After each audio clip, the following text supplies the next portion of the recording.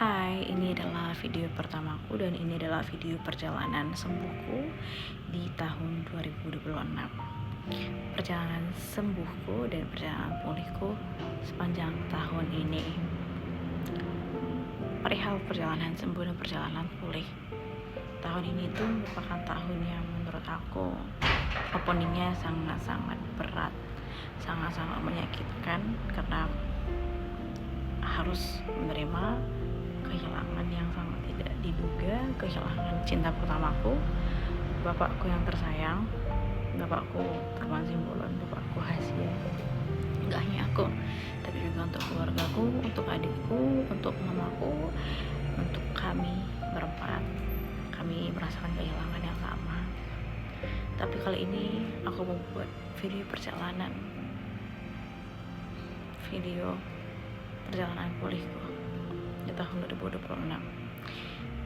Sekarang adalah tanggal 8 Mei 2026 jam 23.21. Aku merekam video ini secara spontan, terniat, karena aku tahu aku akan kebingungan ketika aku menulis jurnal.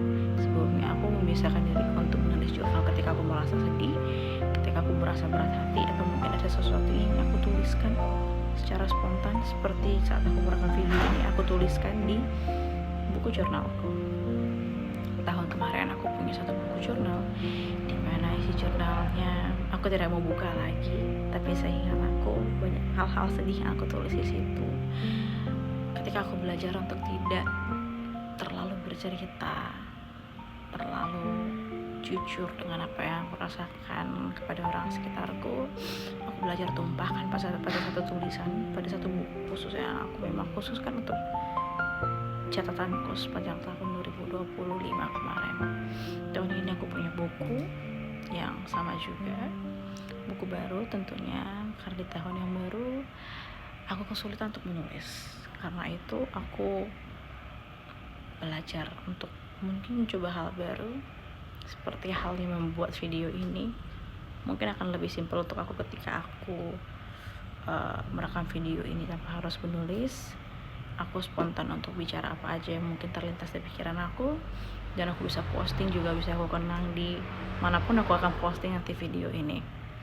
Tapi satu yang mau aku ceritakan pada video pertamaku ini adalah diriku yang belum sepenuhnya sembuh. Aku yang belum sepenuhnya sembuh, aku yang sedang mencari sembuh saat ini. Kehilangan Pak kemarin sangat membuat aku terguncang. Aku bingung, karena sebelumnya aku selalu bertanya sama Bapak tentang apapun yang mau aku lakukan, apapun keputusan yang mau aku ambil, aku selalu diskusi sama Bapak. Dan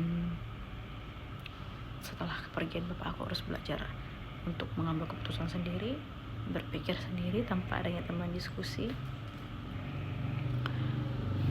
Lalu biasanya aku ceritakan tentang mungkin orang-orang yang sedang deketin aku, PDKT aku, atau mungkin orang yang aku sedang suka, aku sedang taksir. Tapi sekarang aku bisa cerita lagi.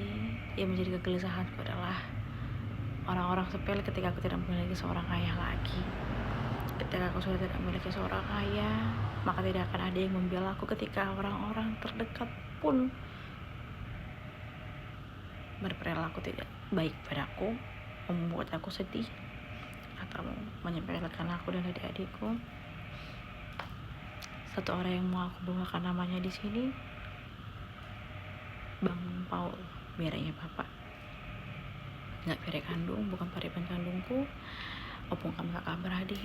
Tapi ketika kemarin kami dipertemukan oleh Nauda Tri dan udah naik untuk perkenalan, berjumpa, komunikasi, ada omongan yang seperti menjanjikan, bukan menjanjikan sih, seperti kayak membahas tentang masa depan,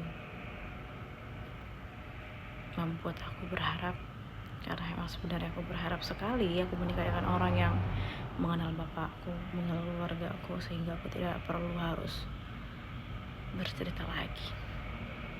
Karena menurut aku terlalu sulit dengan banyaknya bibit-bibit bobot dan permasalahan yang kayaknya nggak akan habis-habis itu diceritakan ketika aku belajar terbuka dengan orang lain.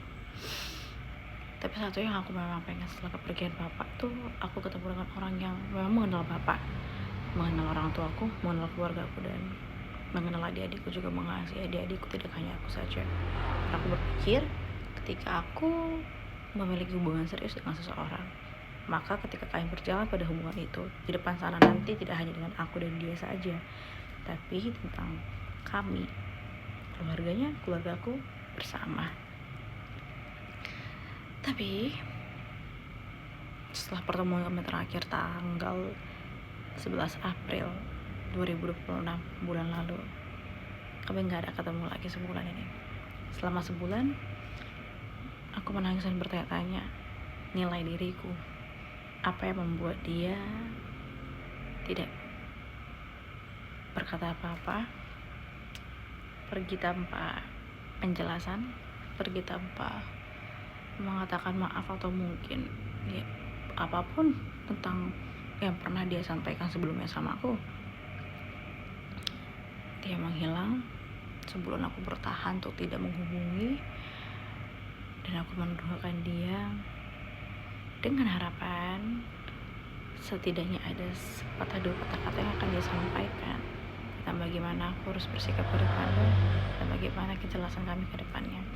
Tetapi tidak dilaksanakan, tidak ada, itu tidak terjadi, tidak ada bilang apa-apa. Aku menangis, mempertanyakan diriku, dan berpikir bahwa dia mempermainkan aku. Dia mempermainkan aku, dan aku berpikir, apa karena aku tidak punya bapak lagi? Karena aku gak punya bapak, gak ada lagi yang bakal membela aku, dan gak akan ada yang memarahin dia karena itu dia pergi seperti itu aja. Aku berpikir seperti itu, but balik lagi aku gak mau mikir gitu. Setiap itu bakal terlintas ke kepalaku, tapi setiap itu terlintas ke kepalaku, aku berpikir aku gak boleh mikir gitu, karena aku berharga di mata bapakku, aku berharga di mata Tuhanku, dan aku berharga. Kalaupun memang dia tidak jadi sama aku, akan ada pria di luar sana yang dipersiapkan Tuhan untukku. Ya aku juga nggak tahu kapan datangnya, tapi aku masih sedih sampai sekarang. Aku masih nunggu chatnya. Dari yang terakhir aku say hello, aku tanya bagaimana kerjaannya, dia jawabnya seadanya, seolah seperti tidak mau merespon aku banget. Aku ajak, ayo kapan-kapan kita ketemu yuk, kita ngopi. Maksud aku tuh aku pengen ngobrol sama dia secara baik-baik, sekalipun sebenarnya hatiku marah, aku merasa dipermainkan. Tapi aku tak mau pengen bicara baik-baik, aku pengen jujur, karena gak akan ada yang bela diriku lagi. Harus aku membela diriku sendiri. Tapi yang terakhir itu dia tidak mengindahkan. Dia cuma bilang, udah nanti kalau sudah longgar kita ketemu ya. Tapi itu kan gak pasti, itu cuma sekedar respon biasa. Waktu aku chat, aku bilang iya nanti kabarin ya, kasih tau dia gak baca lagi chat aku. Di situ aku langsung tahu, bahkan orang yang kenal keluarga aku sekalipun juga tidak balik lagi pikiran aku tidak berharga karena gak punya bapak lagi. Aku gak dihargai keluarga lagi karena gak punya bapak. Tapi gak boleh gitu. Ini bapakku sekarang di depanku fotonya. Aku berharga karena aku sayang bapakku. Aku berharga emang karena aku berharga. Aku berharga karena aku punya Tuhan Yesus sebagai Tuhanku. Dan aku tetap mau berdoa untuk jodohku yang aku nggak tahu di mana dan kapan akan ketemunya, untuk masa depanku, mamaku, adik-adikku. Dan aku mau melepas doa berkat untuk Bang Paul. Aku nggak mau tinggalkan dendam, dan aku nggak mau bawa sakit hati ya, Nek. Semoga ada jalan baik dari Tuhan untukku ke depannya. Amin.